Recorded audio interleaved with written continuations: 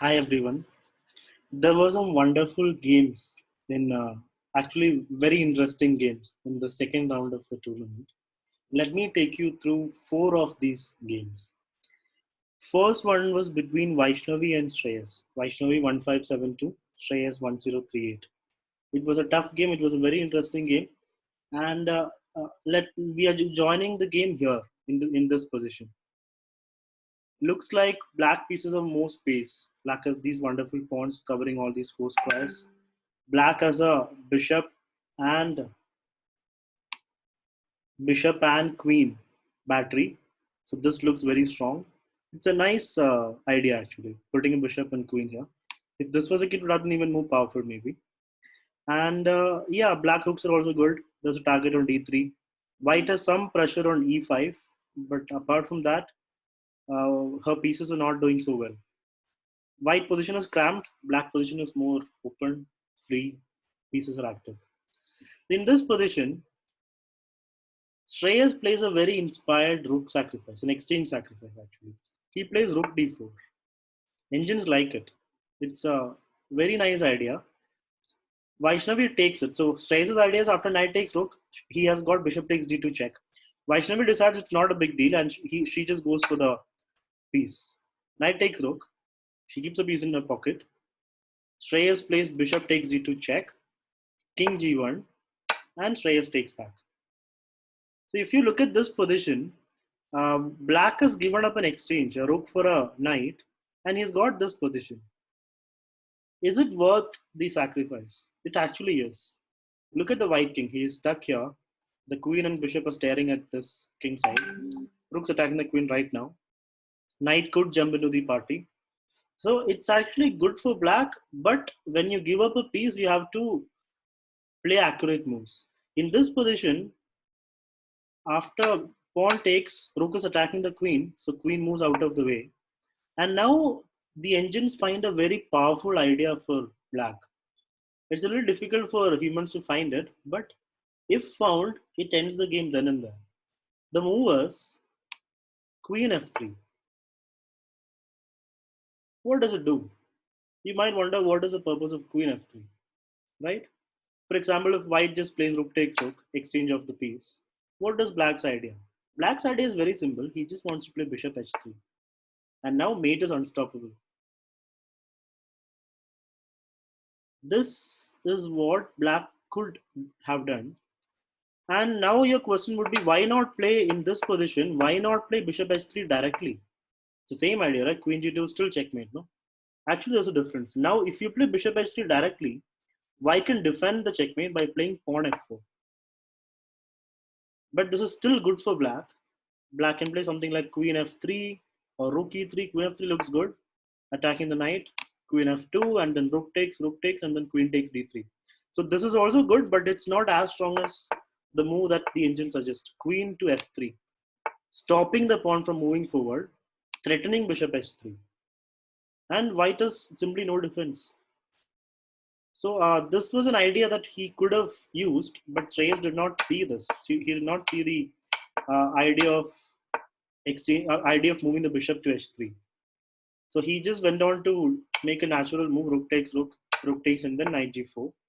But it's not enough. It's not enough to justify the sacrifice because white just plays pawn h5.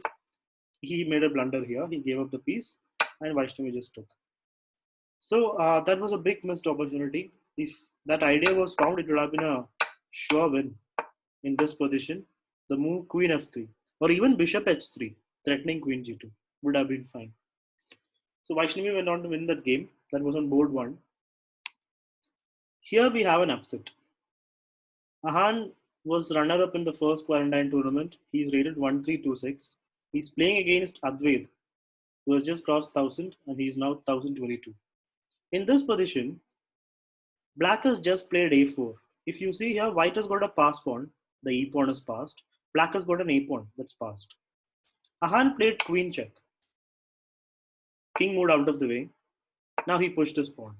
This position looks good for white. Engines think it's equal. Black also has a pass pawn. White as well has a pass pawn. It should be equal. Here Ahan, after Advait pushed his pawn, Ahan played rook d1. He is threatening rook d8. But Advait calmly plays pawn a2. Now this would not be possible because after rook takes, black will just promote. We have two queens. When you take here, rook will just take back. So what I'm saying is, if you push here, let's see, I can simply promote here, right? Yeah, I could just promote. You take here, oh wait, you take here, I take here, rook takes here. Okay, this does not seem right. This just looks equal. But let me go back.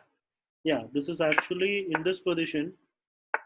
After a7, yeah, it's only equal. You can queen c4 was played, but rook d1 would only be equal because black will have two rooks for the queen. The move played in the game was queen c4. Looks good. King goes to h7. A hand could repeat here, queen h4, and see what Advait wants. He plays rook a1. This actually is the mistake.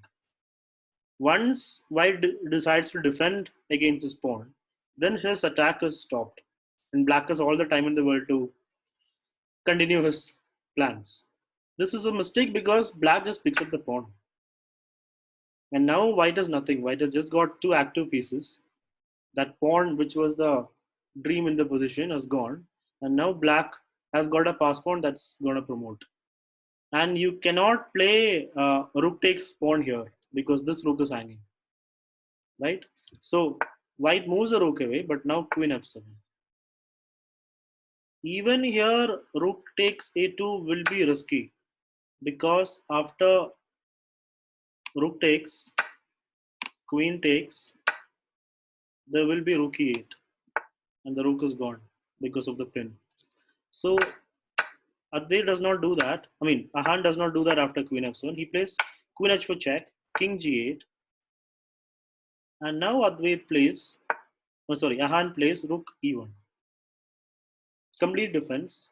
But then Advait's game plan is very simple. Just start pushing the b pawn and he should be winning. First, he tries to exchange of the rooks. It's a good idea. Queen takes, queen c4, queen here, defending the pawn in the process. Queen takes, king takes, and now it's pretty simple. Very simple actually. He's getting the king up first, as one should do, and then he starts pushing the b pawn. He won in a few moves actually. After the exchange, king is still more active than the white king, and he is a pawn up. So black easily won this. This pawn is going to promote. This side gets liquidated, and now king b2. And Advait went on to win this game. The third position that I would like to show you is a very crucial one. Rutvik was winning, the engines are screaming minus 56. That's a huge, huge advantage. Rutvik is up by a full rook. He has been up by a full rook for the last few moves. White was trying to push his pawns forward and make some draw somehow. For example, if pawn takes pawn, king takes, and the rook takes pawn is a draw. Easy draw for black. But black will not give him that easily. In this position though, black could have won the game if he had thought a little bit more. It was a game that he could have won, that too without much difficulty. The move that he should have played was rook takes pawn. Simple. Just take the pawn. And he cannot play pawn takes pawn, first thing. And if say king b7, he'll just play rook takes pawn. And this is a rook checkmate. He'll take this pawn and now he can do the rook checkmate very easily. Instead, what happened in the game was he immediately played pawn takes pawn, just making it a draw. King takes, rook check, king moves, king moves, king moves, and there is no way that black can win this position. If you go too close with the king, it will become a draw. If you move the rook away, yeah, he just gives up the rook and makes it a draw.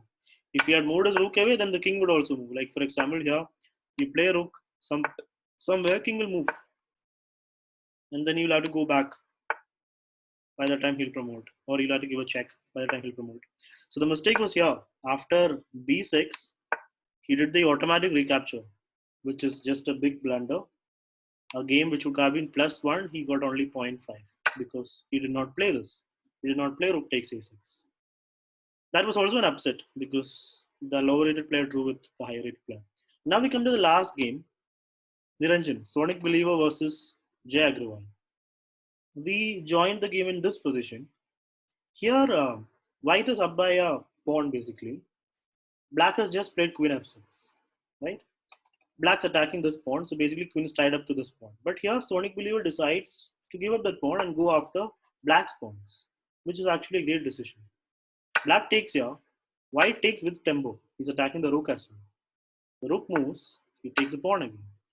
Black takes here, white comes back to defend the rook, and he has got a beautiful pass pawn that's just 2-3 steps away from the queening square. And that pawn, he just nurtures it along, and then promotes. Queen d2 is a nice move, offering an exchange. Queen goes back. See, you can see this nice move here. Queen d3 is helping the pawn forward. And the pawn goes forward. Rook comes to defend it. Attack it. And the a1 rook comes to defend it. Rook moves attacking the queen. Queen just moves behind the pawn. And after a few, it's like a dance. The pieces just move here and there. Black is trying to get a chance to take that pawn, but he's not getting it. Queen's attacking the rook. Queen defends it. Queen goes back. Queen's attacking the rook. Now rook has to move and then pawn push. So that pawn is one step away from queening now. After this, queen b6. Now he's threatening queen b8 check. And black did not see that. Queen b8 check. Rook takes and queens. And Sonic Believer went on to win this game. So these were the games that stood out in this round. So there were some wonderful positions. Let me just recap the 4 good positions that we had. Here, the first one was where Shrreyas sacrificed his rook. A very nice sacrifice, actually. It was over here, right? Sorry, not here.